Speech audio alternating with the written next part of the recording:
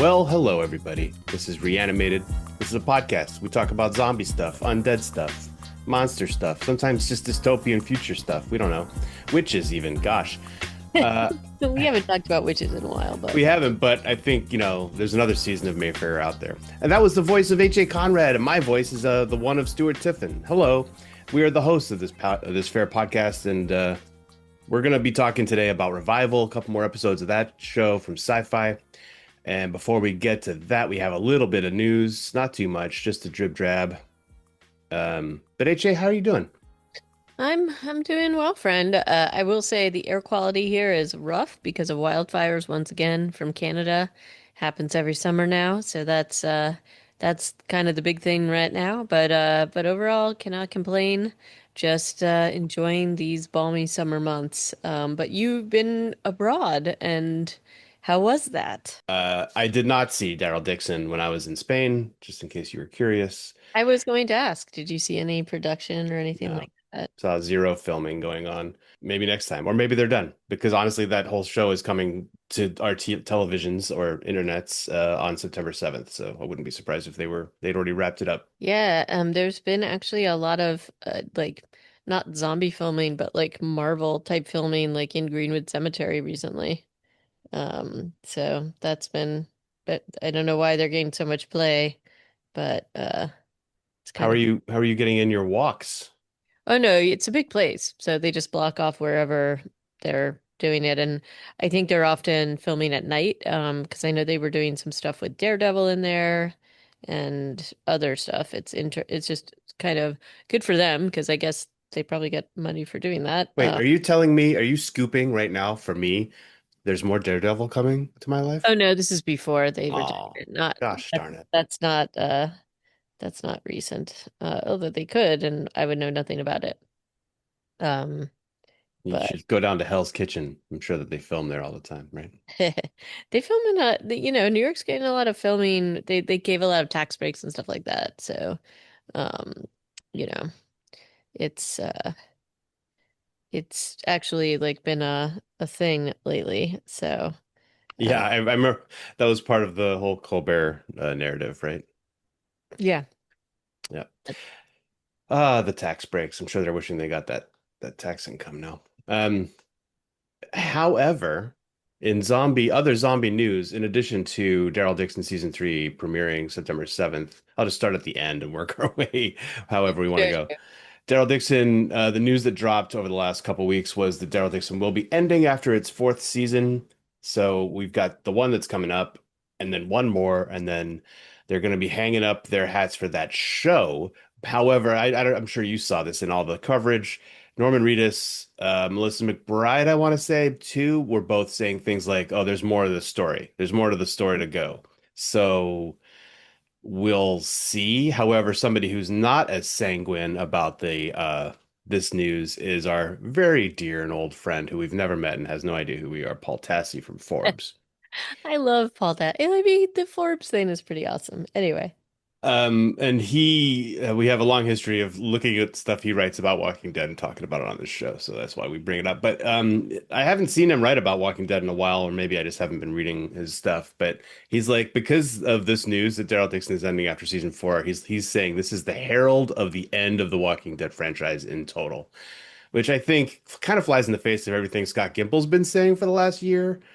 But maybe that's Scott Gimple just trying to drum up support corporately for himself, because he wants it to go on forever. That's what he's been saying. He's been talking about new tales of the Walking Dead, but there are no, and Paul Tassi points to this, there's nothing that's been officially announced as being in development. So he says, with only one spinoff still happening, this news is the death knell. What do you think, AJ? I don't know. I mean, I think I kind of respect the idea that um you're gonna have like a sort of delineate like a very specific end date and then figure out what's next. I think that some of the things that we've seen other shows and especially with like Fear of the Walking Dead and things like that run into issues is where they kind of lose their way and they think they have like all this runway. So I don't know. I don't know if I agree with what he's saying. I think there could be other iterations, and it does sound like they're hinting at something else. So I'm fine with that. I don't know. I think he's, you know, um, I don't know. He likes to he likes to be sad about these kinds of things. Well, bold predictions is definitely in his Yeah, wheelhouse. and I would say not always right. So I don't know. Um, but I enjoy his analysis and I hear him on the things that he says, but I don't know if it's necessarily the case here. I don't know. What do you think about it? I mean, I think to assume that any of us have the answers is, pretty speculative.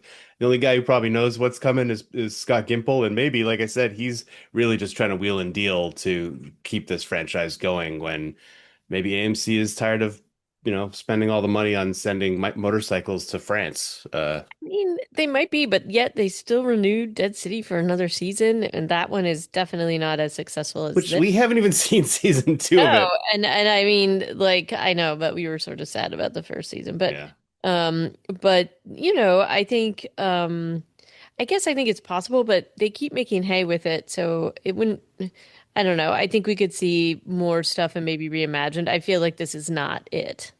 Um, but I I'm don't know. sure any show that they decide to set in a cheaper place to shoot, like somewhere in the US, presumably, maybe that will get more traction. I remain hopeful that we'll have another spin-off or another version coming soon, or announcement coming soon. I mean, Comic-Con's going on right now, or it just ended this today, maybe. You would think that this is the kind of news that they would want to present at this event. I haven't seen anything, have you? No, I have not. Yeah. Okay. But however, so Daryl Dixon, September 7th, we're looking forward. We're setting our calendars. That's the thing you do. And we'll be watching that when it comes out. Hopefully we'll have seen Dead City season 2 before we see Daryl Dixon season 3. I think it's possible, but we're gonna have to you know, do a compressed, I think, review of that one. Have you watched the So trailer, by the way, for season 3? I have not. I would I avoid haven't. it. Avoid it because it does give some kind of meta plot spoilers as far as what they're gonna do.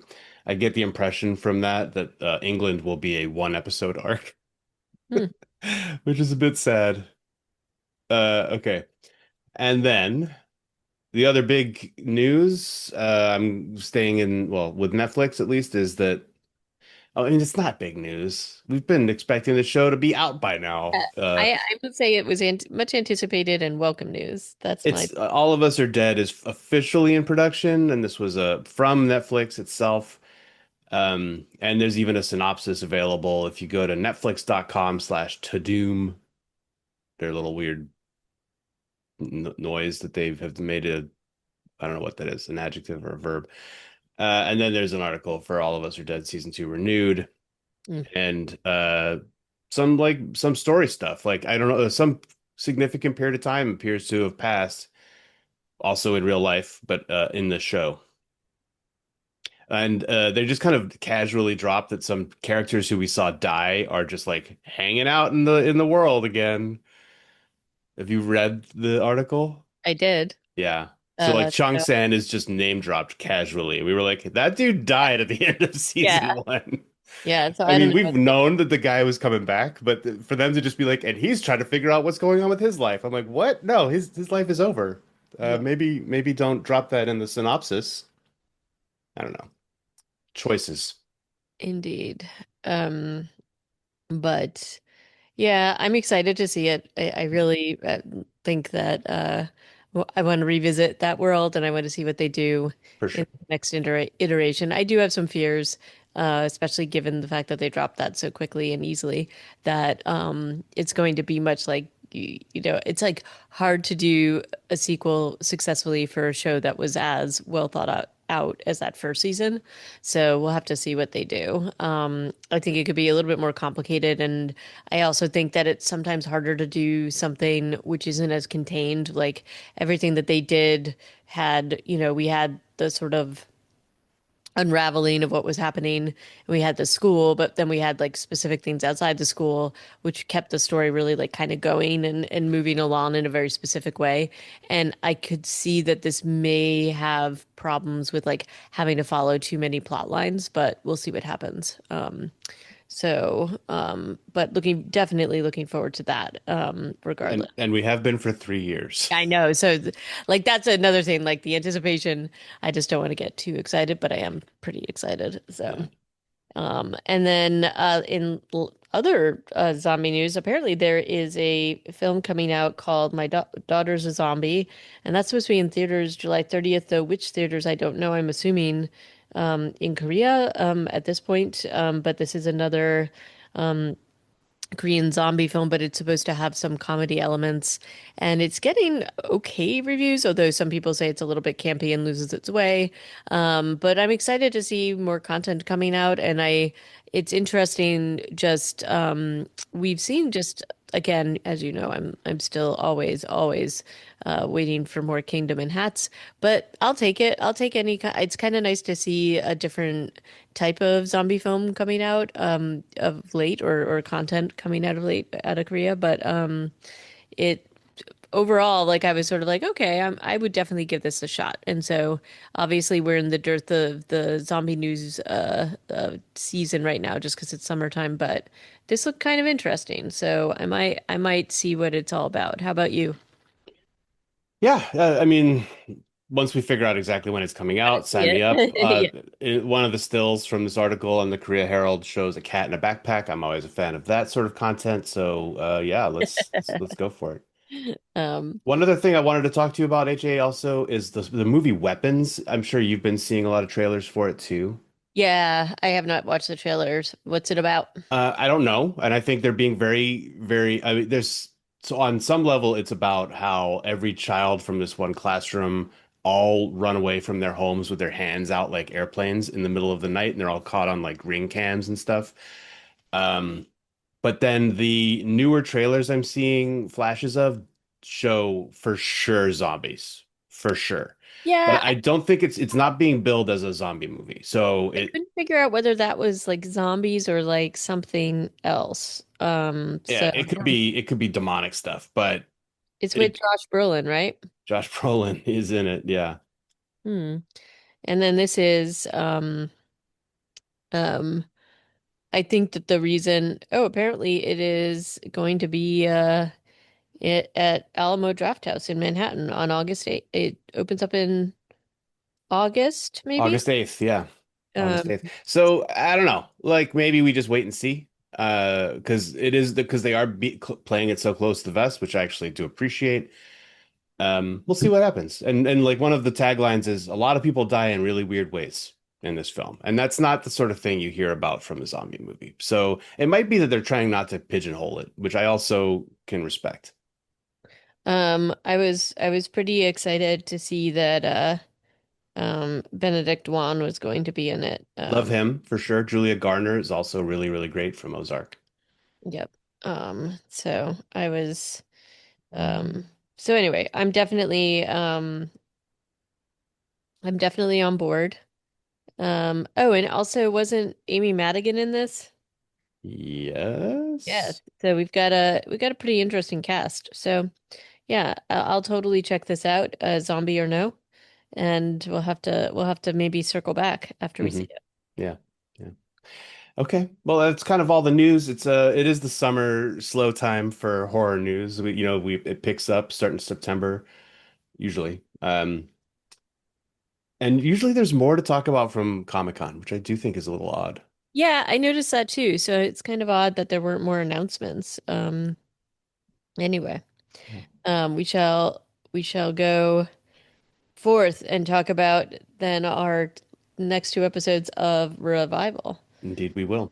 Episodes 6 and 7 of this season, entitled Bloodlines and then Too Many Secrets, had both directed by Samir Raham, and then this first one's written by Aaron B. Kuntz and Luke Boyce. And let's talk about it. What happens? Where did we leave off last time? Golly. I barely remember. Well, I mean, I know that M cut her hair. I remember that much. yep, M cut her hair and it was all vengeance, but we also have Dana in the hospital recovering From being shot. Yeah, that's her right. knee shot. And you know, this episode specifically took like a real big turn. It just really went in a place that I was anticipating it would eventually get here, but it felt like it went places really quickly. Like everything got kind of ratcheted up here. What did you think? what specific turn are you describing? A few things. I don't want to give too much away in this initial little thing, but I guess we can. Yeah. Mm, Spoiler alert, we spoil everything we talk Oh about. yeah, we're spoiling it. Okay, I'll spoil it right now. Just the level of violence and we've seen some of this before, but like specifically by Dana and by M, is just like, whoa, this just went totally like to a very different place. And I wasn't fully anticipating it. I guess I was kind of, but like not in the way that it happened or played out. Yeah. So I was just not taken aback, but I was just like, "Oh, okay, so we're here now." And it was just like, "Okay." Um, just felt like it had ratcheted up everything and maybe that's a deliberate like where the they're reaching kind of like a peak of what's going to happen in this town. But It does, yeah, it does feel, and this is why, honestly, I'd kind of forgotten how many episodes were in this season. And as I'm watching these two episodes, I was kind of like, well, that's it, that's the season. But no, there's actually three more episodes no, to I mean, come. and I think that's kind of where what I'm talking about as well. It Yeah, felt almost like this was more finale like yeah, in terms of like hitting you with all these very intense moments and scenes and really like, you know, also to some extent uh, finally revealing certain mysteries and things like that. yeah. But also in a in a very lost way, opening up other mysteries. So it's or not Well, totally yeah, closing. we always had several mystery threads, right? And they kind of close one of them off in this episode, but also suggesting that there's more to it than what we Right. knew. Yeah, Right. yeah. Like, aha, but there's still more. Yeah, yeah, yeah. It's who they work for now, you know. That does feel very lost tropey, Oh, but okay. So we start off with a flashback, yep. M being born, and we meet their mom for the first time. It's supposed to be 20 years ago, but Wayne looks exactly the He looks same. just the same. That man just is sort of, you know, just omnipresently himself and Yep. just, he never looks different. He wasn't going to shave off that goatee for this flashback. Nope. Um, even though, yeah, it doesn't matter. It's an interesting-ish scene, I guess. It's like it's more of this like the irascibility of Wayne, where he's complaining that his wife wanted to give birth in a bathtub instead of in the ICU, I guess, or something, or in like a labor and delivery department in the city. Um, and then being told the news that M has OI, but then the doctor does not tell anybody what that means and Yeah, is like, right? yeah, go ahead and hold her, just be careful. I'm like, no, dude, you're supposed to actually spell this out for people before the sister gets to hold the kid, you know. Wow. Found that. I mean, the audience already knows that she has this brittle bone condition, so maybe they felt like that was unnecessary, but I just Yeah, feel but they like, act as if that's something that everybody knows what it would be, but they right? also are like, what does that mean? He's like, I'll tell you later. It's funny. Yeah. It's funny, bad funny though. Um, but so that scene, I don't know, there wasn't a whole lot to it for me. It was like that was the cold open. Did you have any other insights from that? No, I did notice their very like hard and almost in your face thing about M's mom being into water, and that was kind of like, all right, you're hitting us in the face with that, so I guess you want us to pay attention to that. Ah, I did think it was interesting because they show her giving like she's at first like at home trying to do like a water birth at home like in a kiddie pool and then they have to bring her to the hospital and you do get like this. It is a sort of a window into the relationship between Wayne and I apologize because I don't Patricia is their mom's name. But like their relationship, like even though he doesn't necessarily agree with the things that she believes in, he absolutely supports her, and even though he's very upset about it, and so it's kind of like a consistent theme we see with him, even with his daughters, where he is just sort of not always on board with the things that they're doing, but just supportive as a person and as a parent. Hmm. But you can see that he's very upset about the fact that they hadn't been in the hospital, that but he kind of went along with it because she felt so strongly about it. So I thought that that was just like kind of it's more than we've seen in terms of like character development with him. So otherwise he just seems kind of one note. And I think he still does that a little bit, or they still do that with him in both of these episodes, but we get to see a little bit more depth here, and we definitely see a little more depth in the next episode. I thought that was definite to me, that was revealing. Yeah, I agree with the one note element though, but although they do kind of try to crack that into some more dimensions, I'm not sure that I felt that was super successful because I definitely started to tune out in the second episode we're talking about today, when they get to like the 17th argument between Dana and Wayne. Um, Yeah. And then we've also got then it goes like 10 kind of the hospital, and we have our intrepid report in May, and this has been, she's visiting Dana, and this felt very just to me a little ridiculous. I know Dana's very sick. She's got feelings about May that, she's they mentioned this Black Deer case, and it's clearly like pushing buttons for Dana. But Dana is ultimately a like detective, and so I don't know if I fully buy her reaction here, where she's like she shoves the file away and then, has her taken away and tells the other guy to look out for her. I guess my question for you, do you think that she suspected him already in this case? no, I think, and because of the way that they've been portraying Porter or Yeah. Brent, well, I forget what Yeah. his name is. He's a hapless doofus with a strong Minnesota accent or something, or Wisconsin, like northern Yeah. Wisconsin maybe.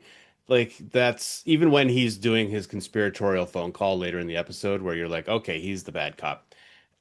He's doing it in that same doofusy sort of delivery. When he eventually gets into a physical altercation with Dana, he's kind of still talking that way, even as he's throwing her Yeah. around the room.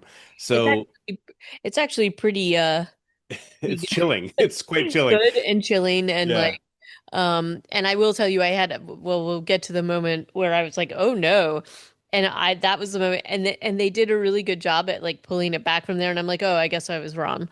Um and then it turned out that I was right. But like they did a pretty good job at the lead up here with him, to try to like make that as chilling as possible when it was finally revealed. Yeah, and these scenes were all interspersed with scenes of McCrae, who is like a verifiable dirtbag too. Yeah. So, I mean, this is what happens when you have 67 cops in a I small know. town.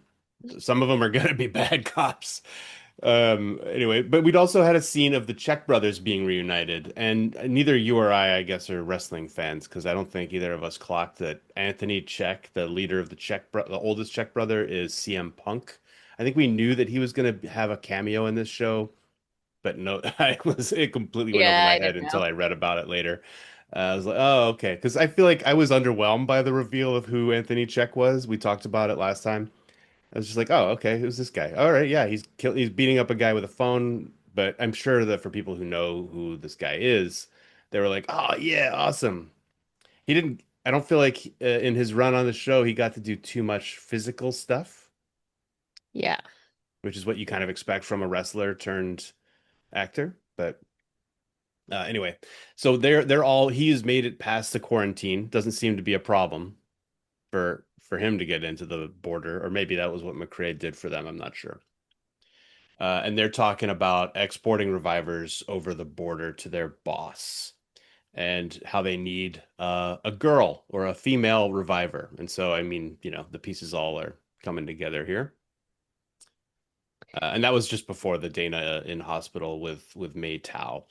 there's still some great funny stuff going on with Melanie Scrofano. When May Tao tries to whisper to her about how she's got suspicions about how Dana was set up and that the Yep. real killers, and Dana's response, like you said, it's a little bit weird that but it all kind of goes because she's irascible, kind of like her dad in a way. Yep. And so she's like, "You're getting way too." She's because May Tao is like, "Oh, you were getting too close to the truth," and Dana's response is, "You're getting way too close to me now. Back it Yeah, up." like back off. It's funny stuff. And I mean, it's good and it's just like, but you also have this like kind of coloring outside the lines that she and her father and other people do. And this is you're like when this gets brought up, you're like, oh, was there something else here? So that's certainly revealing just about her character too, and about her relationship with May. So that I did think it did feel a little bit over the top and slightly forced, so that definitely I clocked that, and it like felt a little too much here. So I just wish it had been slightly more subtle, which is why I kind of went back after I saw what happened later in the episode. I'm like, oh, did she know what was happening? And then like was just trying to like, and I don't think so. I think it No. just was like a little over the top. So Yeah, I don't think so um either. This show doesn't isn't too subtle in yeah. its how it like shows us character development. Um, there's a short little clip here of Ibrahim doing scientific research in his hotel room or maybe his apartment, with a couple of weirdly lingering shots of his Quran on his bed. I don't know what that Yeah, was it all was kind about. of it was like, oh, I see where you're going there. I But don't know where they're going with that because it doesn't yeah. really come up, later in these two episodes at all. Mm. I feel like it'll eventually come up, but maybe not. It just Maybe. seemed a little, it again was like, but please make sure you see this. Yeah, for Like, kind sure. of a thing. For sure. Like, because it was a panning shot and it slowed down over the Quran and then it sped up again to get to his desk. And it's like, what? Okay, message received. Thank you, cinematographer. I understand but what I'm supposed to look at. Uh, and then though that's a very short scene. He's like looking at slides of algae. He's continuing his work, even though like the woman who was made his boss apparently doesn't ask him to do anything, like because he's not at work. I don't know. It's weird. And then Lester has brought flowers to Dana, and he's being his weird Lester self, talking about the different kinds of flowers and whether or not they need to have flower food. Wayne brings donuts. The nurse gets to have a funny line here about how she has a stomach wound and she can't be eating donuts. Yeah. It's all good, funny I stuff. do like how they all keep trying to sneak them in, and she's kind of like, all right, I guess the nurse is all right, fine. And then I mean, I will say the funny thing is like she keeps asking for pterodactyls, which is pretty funny. What is that about? Like, is that a reference to something that happened in a previous episode? Because she No, does, no, I think she's just mishearing um what the medicine is. yeah, She hears it's like Piranadol or something like that, and so she's like, "Give me a pterodactyl." So I don't know. I just thought that was funny. it is funny. Um, They keep going with the funny writing and delivery from Melanie yeah, Scrofano. and I mean, I think an overall theme here just is that Dana in the hospital, like, it's incredibly difficult for her to be vulnerable, and she is in a ton of pain and she is very weak. And as much as she wants to be getting out of bed, there's like all this stuff going on. You can Yeah, sense the frustration and she does a very good job at acting and definitely acting about how painful and how in not good shape she is. So I thought that that was pretty successful. yeah. We also learned that McCrae did not have an a gunshot wound in his arm, which means he's a reviver or he was not the guy who shot them, even though he is their like main suspect right now. Right. I also thought they did a pretty good job with McCrae because he is terrible, but he also isn't the person and they know it. And so I do like the realization that Wayne has that it's definitely not him, but he like they just are so frustrated with him and what he does. And it is the first sort of indication that there's like a bigger bad out there because McCrae, as Weasley as he is, won't give up what's going on or very reluctant to give up what's going on because he's afraid of whoever the overarching baddie is. Mhm. And so I thought that that was kind of a great reveal. And indication about what he might actually be scared of because and how bad the whoever the mastermind of this whole thing is because he's pretty much he'll sell out anybody. So the fact that he won't here tells you how terrified he is. And he basically says they'll go after my entire family. And so I guess he does care about one thing.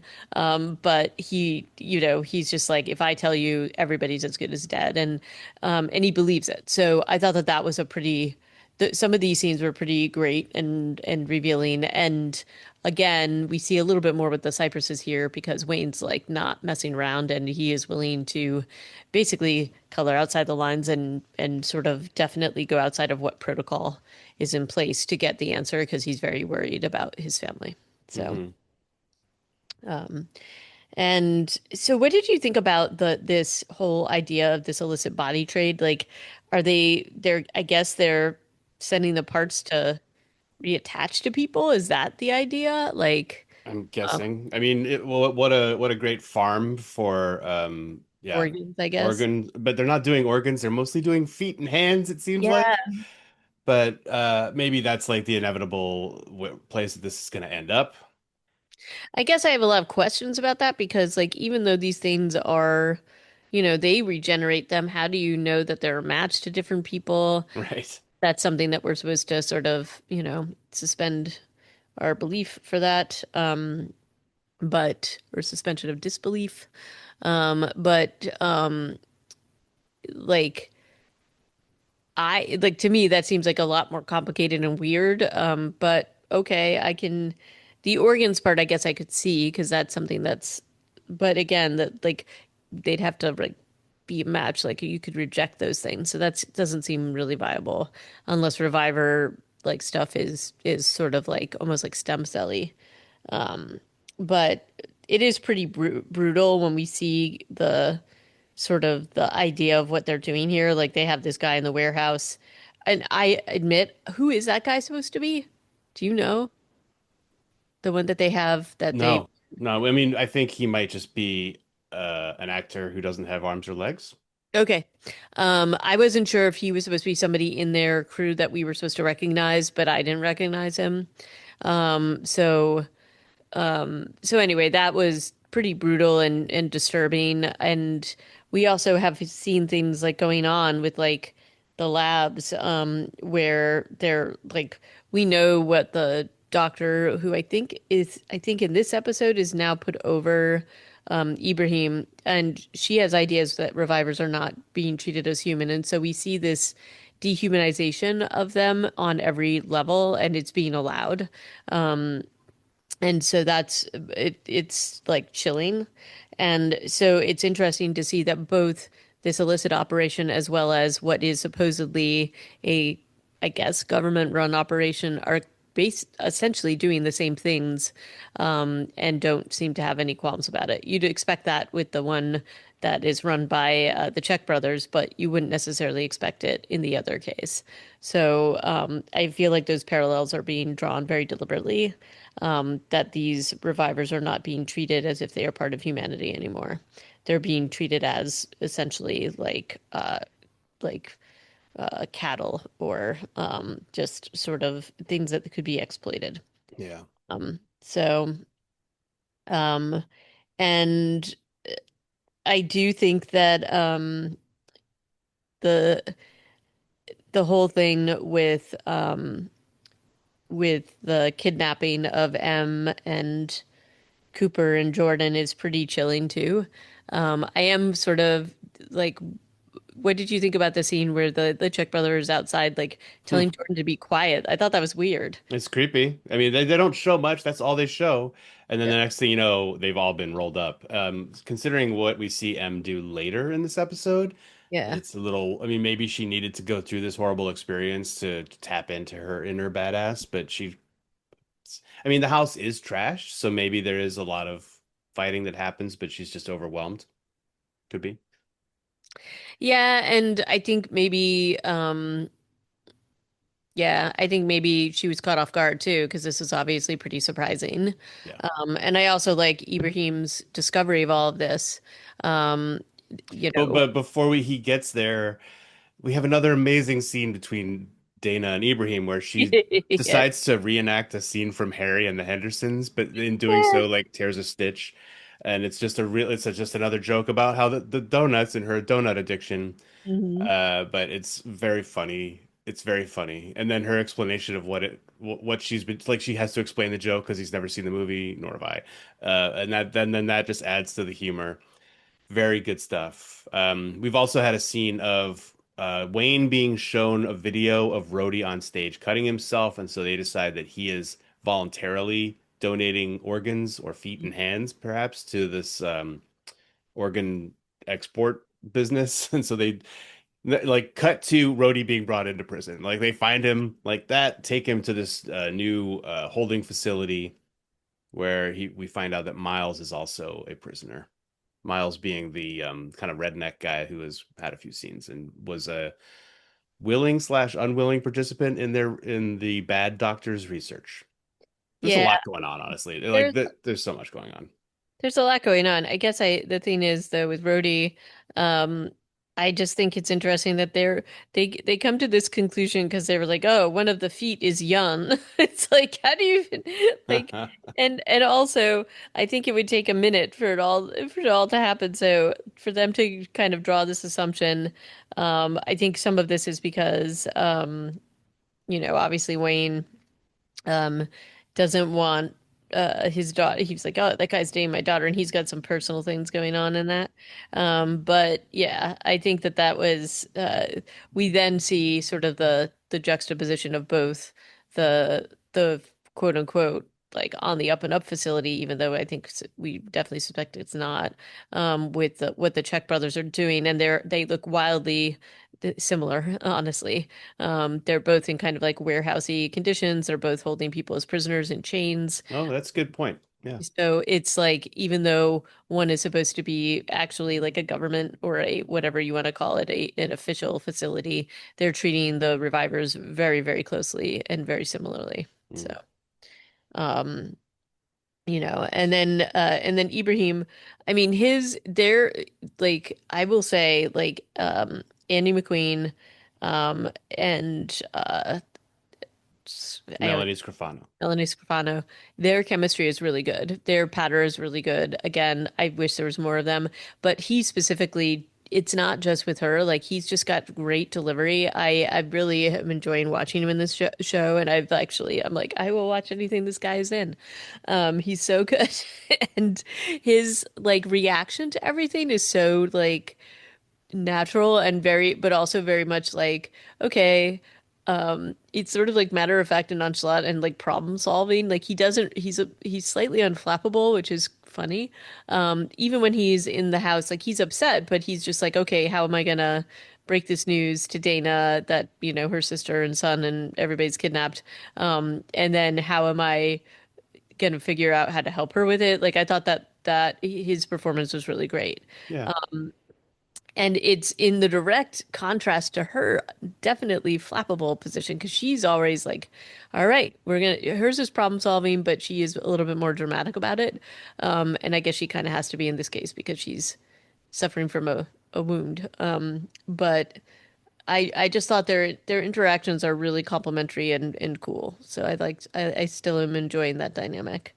Um, Yeah, and I there's a would lot to say- enjoy there. yeah, and I would say he's very much into her in a way that I think we will probably see more about later. But in a way that's just like selfless action, like not in some sort of moon-eyed way, right? Like that's Oh, what I right. also Yeah, appreciate definitely. about him is he's super relatable, well, or maybe not, maybe aspirationally relatable, where he's just always making right decisions. He seems to always have a really strict moral compass, or not strict, but accurate.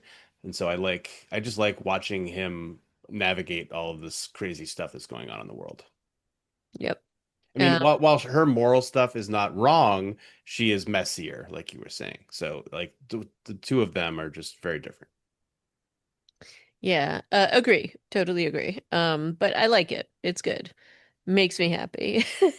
So, um, and then, we also, I do think that with Dana, um, her when she does get this news about her sister, I mean, I think she and Wayne have an awful lot in common, which is basically like anytime anybody in their family is in danger, nobody should get in the way. Like they're not stoppable. And even in this like state that she's in, she is going to figure out a way. And so this is the spot where like this was definitely a fake out for me, but when Brent comes in and she's telling him that they've been kidnapped, and he says something like, "Oh, does anybody else know this?" And she does say yes. But when anybody says that, and it was just like the way he was like sitting on her bed, I'm like, "Oh, is he the baddie?" And then he like went into action. I'm like, "Oh, maybe I'm wrong." But it turned out I was right. But like there was just like this moment between them where I was like, "Oh, that didn't seem like a good idea." Like anytime somebody asks if other people know about specific information, Yeah. does not bode well. But So, also, like her dad does know. So yeah, so we then don't know who Ibrahim called. Did he call like the front desk at the police station and Porter just reacted by coming to Dana right away? Or did he call Porter because he seemed like a trustworthy guy, you know? well, no, because she says her dad knows, and so or she Oh yeah, says and he's already like torturing McCrae. right, but I mean, I think in this case, if I guess, Brent, whoever he went to call or whatever he was going to do, he has to come up with like another plan and basically get people away from the room so he can do what he's going to do. So maybe he needed time to plan that stuff. But when the realization, it is a pretty good realization. And it's a good reveal when he comes back and he does the whole thing with the TV and blocks the door. And you see Dana's face and she's like, oh man, really? Because then she sees the arm, Yep. and she's just like, this isn't gonna go well. Or That's a he, good re good reveal. Good yeah. reveal of the blood on his arm. She sees And the arm first. his reaction is, okay, I'm gonna have to kill her here and with my gun in the hospital. Right. Like it's not, he doesn't have the best plan, Nope. but she defeats him with bedpan, which is great, and then a television. This fight scene, and he's so upset about the pee, which I think is like, I mean, the fight scene is like, I mean, it's dark, but man, it Yeah. is like to the bedpans. I mean, I will say that there's weird moments of comedy in it. However, you definitely get the sense she is fighting for her life, and she is not gonna like she's not going to go down without a fight, and she is so weakened, and this is the only thing that kind of saves her a little bit is the pain shot she got before he came into the room. So and she just goes all the way out in terms of like scrappiness, and I thought the choreography in the scene was pretty good. What did you think about it? Oh yeah. I mean, it was clearly, I think the way they shot it, it was clearly a stunt double for her. Yeah. Just because it was a lot of it was shot in reflections and windows and other ways just to like kind of detract or take the attention away from her face. Also, she's been shot in the stomach. He's kicking her in the stomach. Like, I'm not sure she could do the rest of this episode based on how this fight scene goes. Yeah. Yeah. But uh, she and the like the death of Porter is pretty wild. And I think this is part of what you were referring to at the beginning of the ep of our conversation here today, where she kills him with a television. There's a gun on the floor in the room, like, and she also doesn't have to kill him. Like, she could. I mean, I know she wants to get out of there right away and go save Cooper. Um, yeah, and also there's had the scene with her having this conversation with Anthony Check mhm. has happened here, where he told her, I don't know why he thought that this was going to work out, but he told her that she had to be his crooked cop now to help him get shipments over the border of the quarantine zone. I mean, the reason why he thought this would work was because he's holding her son, but she doesn't seem to have any hesitation before. She's like, no, what we're going to do is stop both of these shipments from going and then, kill you. Or Yeah. find the warehouse, do the drivers, and then find Cooper. Like, yeah, the fact that this was Anthony Check's plan does not feel super well thought out. Because he's keeping Cooper at the place where he's sending these shipments from. Yeah, it doesn't seem to be a good idea. But I also think that it was interesting that she decides to kill, and I would say it's probably in the heat of the moment, and it would have made sense maybe to keep him alive a little longer to find out who was behind all of it, because he implies that too, that somebody else big is behind it. So maybe she just assumes it's the Czechs. But to me, it's just like she's just like, nope, you just tried to kill me, and and he definitely killed the professor, Aaron. So I think she's just like, nope, I'm gonna just kind of move along. She's also out of her mind, I think, with pain and everything else. Yeah. But yeah, I don't know why the Czech brothers thought this was gonna be a good idea. So um yeah. And even her just like I will say it's believable to some extent where she does this pain medication and then keeps going, but it feels very much like she is barely holding it together. Yeah, for sure. I think it would be very hard for her to be mobile at this point.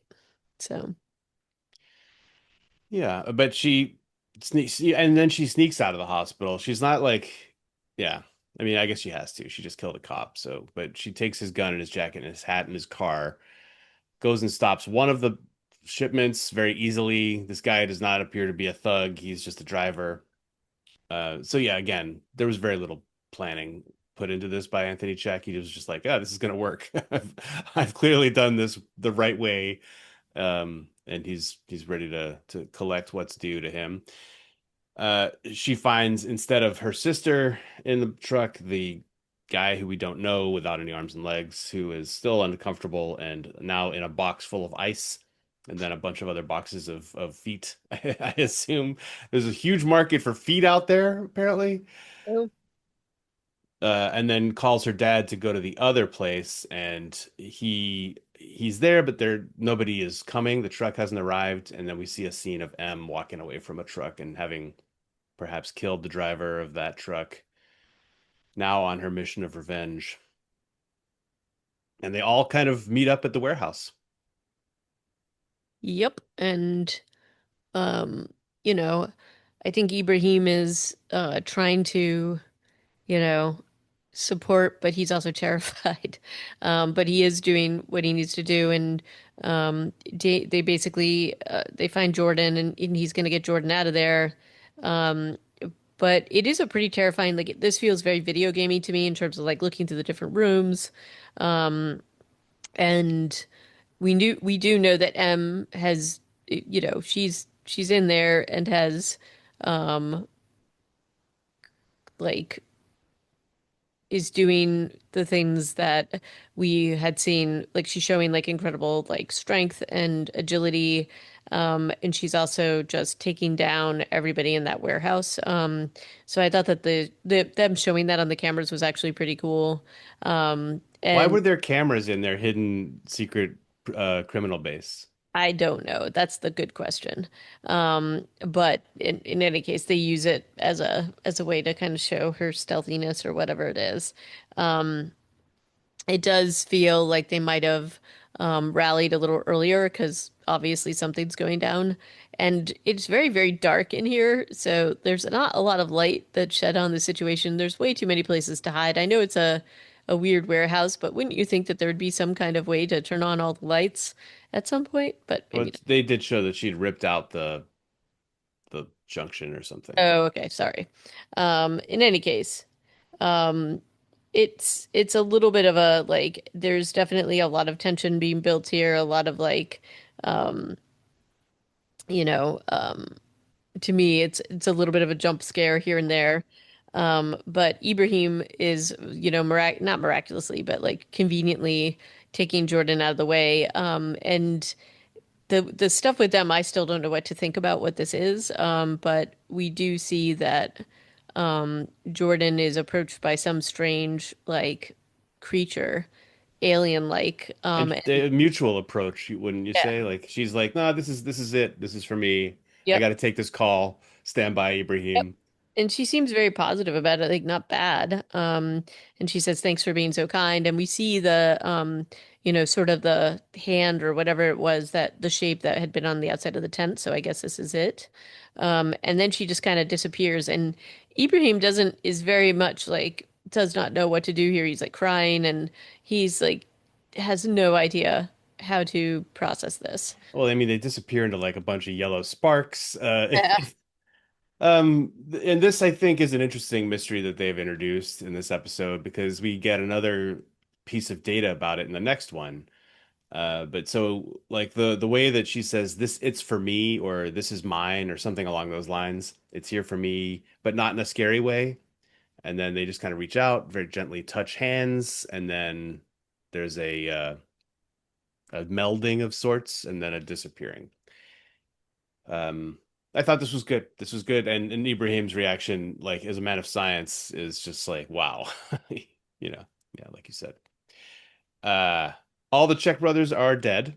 Hmm. M has killed them all and some of their other um employees, I assume. Except for no, sorry. There's a pretty big showdown between Anthony and Dana, um, where he stabs her several times as she sees Cooper in a mirror. This is like a good trap that Anthony sets, considering that everybody else he knows is dead in this warehouse. And so she's like weakened by her wound. She stumbles into his trap. He stabs her a bunch of times. She falls down, but then M comes and saves her, stabbing Anthony to death with her forearm bone. Pretty gruesome after her arm breaks, and then she like pops it out a little more. It was pretty gross, right? Hmm. Yeah, no, you were just like, uh-huh, it was gross, or I was like Oh having to no, it put was my very, hand over it. It was super disgusting. Um, but I like how she weaponizes it. It's she certainly weaponizes her condition. And then yeah, Dana's like dying on the floor. M's, saying, "Oh, I've got you." And this is kind of happening at the same time that Jordan's getting melded into an alien or whatever that thing is. M starts to glow at the same time because she's really concerned about Dana's health. Yep. And I think that's the end of the episode, right around there, because Yeah, we see a little bit of healing action or what we think is healing action, and then it we might think that the yellow light is not all bad here as kind she of, yeah, and it kind of continues that into the next episode. So, yeah, and M tells Dana you're gonna be okay. And then the next episode starts right at the same location or same plot point here. M heals Dana and then passes out. Dana pops up, M pops down, and and now everybody needs to escape. Like you might think that M is dead here, but she's not because they managed to like walk her out of the warehouse. yeah, Dana and does. she's got like, black blood something coming out of her eyes, and she's Yeah. definitely very weakened. And Ibrahim has now seen this whole thing with Jordan, and he like Dana reveals that M's a reviver and that Ibrahim needs to get her away and that he might be the only person who's be able to help her. He accepts this pretty willingly, although he's still very upset about Dana's state, and everything that's just happened. And he's got, he's got gonna like, um, Cooper is safe, but the big thing is getting Em away before the cops find her and before anybody sees what happens. Yeah. He actually accepts this pretty seamlessly, but I also think that this is a very big reveal because Dana clearly trusts him enough to do this with Em and trusts him with the secret. So and then maybe he can help Em because he's maybe the only one who knows enough about it, even though he knows very little. And he thinks he might be able to. So and then also revealed to Wayne is that M is a reviver because the footage from the warehouse is there. Though I have to ask you, it doesn't look like M. Like you don't really see her face per se. There's a close up Uh, or something. Maybe they zoom and enhance, but yeah, it's certainly well, it's certainly enough for the sheriff and his fellow cops to know that it's her. But then later on in this episode, it takes the mayor to provide the military with the information of who it is in the video. right. But that's also like fraught and tricky, and the things that are going on. Like they see, this makes me think that the governor is working in cahoots with the Czech brothers or something because the footage has been given to her and now they've placed the whole town under martial law. And they kind of up the stakes of what they're doing to the reviver. So before it was like, oh, we're just holding them to be safe, but now the whole town is under martial law. So that tells me that somebody doesn't want something to get out, or they want to control people and information. And it's really difficult because Dillish, who, we know that him and Wayne, their families have been super close. And Wayne, he's still upset that Wayne revealed that his wife was a reviver. And he comes to like basically it's weird to me that he comes to like say anything to him. It's like if you're At fleeing, what Dana's house. yeah, like why didn't you just flee? So this is a weird to me, a little too like it felt a little clunky to me, but Yeah. he shows up and confronts Wayne, and then obviously they find out everybody's under martial law and take his wife and him away, and he gets back at Wayne by telling them that M is a reviver, and it's you know, um, it's very upsetting. It's very upsetting how they beat Dillish before they take him away.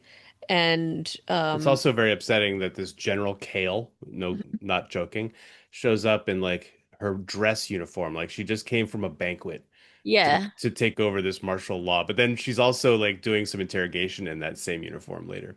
Yeah, it feels a little weird. I was sort of like, where did she come from? Like, She came from a costume store and they had zero other actual uniforms because everybody else is just wearing black. Like this it is was it to me, it was like I thought they were gonna say something like they pulled her out of something because it felt so weird that she was wearing that. no, they just don't have an advisor. Like they didn't want to pay for the advisor, so they're just like, ah, we'll just make it up. Look, it looks like a real uniform. It's just not the uniform you would wear No, to do not much. something like this. No. But anyway, um we see that everything's kind of taken over and feels like kind of not kind of very scary. And I do like how Wayne ends up at Dana, like he starts to like actually work with Dana, and he's upset that he didn't know M was a reviver. I will say that Dana's accusation and telling him why she didn't tell him, it hits pretty hard because she basically says, you were doing all this stuff to lock everybody up, and how was I supposed to tell you? And he takes it and he like works with her, and then they really jump into their detective work and the things that they have in common. I do like some of the things that he says to her, which is like what's based on evidence and what's based on a hunch. And so there were some really interesting interactions between the two of them, not just interacting as father and daughter, but interacting as like detectives. And I liked that this was kind of, I really loved these scenes with them, but I especially loved when they come up with the plan to kind of throw the, um, I guess it's the army or whoever's watching him, the other police people off the scent, where they're gonna fake what they're doing to like to give Dana time to get out of the house. This felt at least we started to see a little bit more from him versus the one note we'd seen before, and it does. It's still not enough, but it at least to me gives a little bit more depth to his character at this point.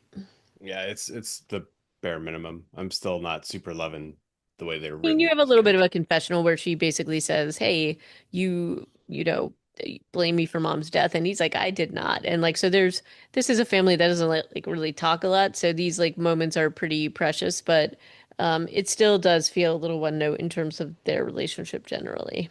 Yeah. So. Um, so but she's able to escape. They now are really in deep trouble with the federal government, theoretically, or maybe this is the state government if the governor is the one who did all this. Um, and M and Ibrahim have arrived at Moore Creek, where he's been taking her for his. There was also a funny scene where they're at his apartment at first, and he Mhm. just feeds her a test tube of like Yeah, swamp she's great. water.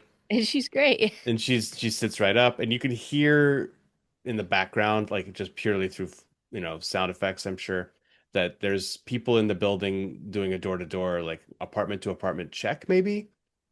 But then they just kind of once he gives her the swamp water to drink, they just walk out together, and then cut to them arriving in the creek. They've successfully gotten out of town and gotten past all these soldiers who were searching for her specifically. Thought that was a little convenient. Yeah, I agree. Um, But so there's a few in this episode. There's a few elements that are just feel a little bit lazy in terms of how they're approaching stuff, like the presentation of these quote unquote military soldiers is laughably unrealistic. Just, it doesn't take much to do military uniforms. That's shouldn't take too much because you can buy most of that stuff at the Army Navy store, surplus. Um, all right, but so they arrive at this creek. She basically does the opposite. Yeah, she does the dunking scene in the creek and remembers even more about what happened the night she was killed. I guess she remembers that it happened right there. yeah, and it is like Ibrahim's getting upset because she's under a really long time, but um, this is like her biggest kind of flashback where she is definitely remembering the people that were there. So she sees Aaron, she sees some weird dude in a mask, and she's remembering it all. And when she comes up and resurfaces, poor Ibrahim has been taken out by our friend that has a lot of burns, and so that doesn't seem good. It still And doesn't make sense to me necessarily I agree. because that guy's later revealed to be a friendly guy or a Yeah, nice so why would like he do this to poor Ibrahim, who I is a good don't know guy? because apparently nobody cares about concussions. Yeah. We've also had Dana has gone to the coroner's office, which is where she went from escaping her own home, and talked to this comic relief guy, the coroner, who's like, yeah, the revival night, that guy jumped out of he was a John Doe, jumped out of the crematorium and ran away, and May Tao was there, and she was doing a story about me. And so Dana's like, May Tao? Oh, okay. I guess I have to find out what she knows. And so she breaks into her house. She has a very nice house for being a small town journalist. Um, they have a couple of interactions, and then May tells her she's going to take her to meet the guy who jumped out of the furnace. And we know that they know each other because he broke into Erin's house and then took her the thumb drive. Yep. So it's all kind of coming together. And then as they walk out into the woods, Em is there. She gives Dana a big hug. They're reunited. And then in a camper, we meet the guy who has been burned. And that turns out to be none other than Jesse Blackdeer, a person we have no idea who that is. But we find out that he's the father of the murdered girl who was also named Blackdeer. And they also reveal that whoever killed him and his daughter also killed M. That's kind of what he tells Right. everybody. Right. So this is yeah. So the next and then we also have to talk about the other like there was a scene with the culty people with Blaine, right? Yes, this kid Tyler, who was their young cultist. Yeah, this was a good scene because even though you don't see it, you hear them watching a video of the older lady who they'd menaced at an exercise class, the older reviver lady. And they clearly are feeding or forcing her to interact with another glowy yellow thing, and she keeps saying, "It's not mine," or Right. something like that. And then she dies or something happens, and Blaine seems really excited.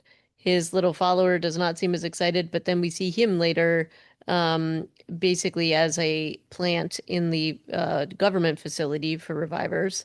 So they seem to have some kind of a plan underway, maybe to get all the revivers and do the same thing to them. I do like how they don't show on camera what happens to her, but we know what it is just because of the sound that we had heard, which is the same sound we heard with Jordan's little glowy thing. So, and this will permanently kill revivers. So, I think we'll have to see more what their plot is. but it's certainly not a good one. I'm still very curious about what happened with Jordan, when she bonds with her glowy reviver thing. Is it just that they go out of existence? It's really unclear to me what happened there. So I guess that's like another mystery we will have to solve, in the next, I guess, in the last couple of episodes. And I really thought they could just end the season right here. yeah, I mean, in a way. No, but not everything has been revealed, but you don't want it to be, assuming they're trying to have a second season. I'm sure they'll come up with something else. I'm sure they will. But anyway, very curious to see what happens. I'm very curious about the Black Deer file and story, which we still haven't fully understood. But what I'm really worried about now is like, where is poor Ibrahim and how is he He's doing? back by the creek, according to M. She's just like he wasn't allowed. Also, is he just unconscious by the side of Right, a creek? right. And if you leave him in the creek where all this bad stuff happened, is somebody else bad gonna find him? So I'm concerned. I'm concerned about Ibrahim, and I do want to know what happens. So I'm glad that there's a couple episodes left. Um, So they've definitely ratcheted up the action, so we'll have to see what happens, as the remaining episodes of the season unfold. Yep. And we'll get to that, I guess, the next time we talk about this show on Reanimated. Indeed. So give us a holler. Let us know if you're watching Revival or if you finished the season, how you've been enjoying it. Um, you can reach us at reanimatedpodcast@gmail.com and find the rest of our episodes online at reanimated.podbean.com. And thanks so much for listening. Until next time, bye bye. Bye for now.